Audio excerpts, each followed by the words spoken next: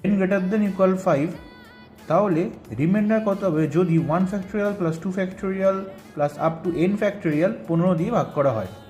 এখন দেখো 1 ফ্যাক্টোরিয়াল মানে কত, 1, 2 ফ্যাক্টোরিয়াল মানে 2, 3 ফ্যাক্টোরিয়াল মানে 6, 4 ফ্যাক্টোরিয়াল মানে 24, 5 ফ্যাক্টোরিয়াল মানে 120। এখন দেখো এই 120টা কিন্তু ডিভিজিবল বাই 15, তাহলে 6 ফ্যাক্টোরিয়াল যখনই হবে 6 ইন্টু 5 ফ্যাক্টোরিয়াল থাকবে, যেটা 15 দ্বারা বিভাজ্য, অর্থাৎ 5-এর থেকে যত বড়ই n হোক প্রতিটা ক্ষেত্রেই সেই ফ্যাক্টোরিয়ালটা 15 দ্বারা বিভাজ্য হবে। তাহলে এই চারটে কেসে আমাকে দেখতে হবে যে কী রিমাইন্ডার থাকছে, কারণ বাকিগুলো সব 15 দ্বারা বিভাজ্য।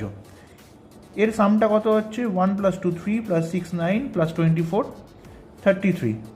33কে যখন 15 দ্বারা ডিভাইড করা হয় তখন রিমাইন্ডার থাকে 3, অর্থাৎ এটাই আমাদের অ্যান্সার।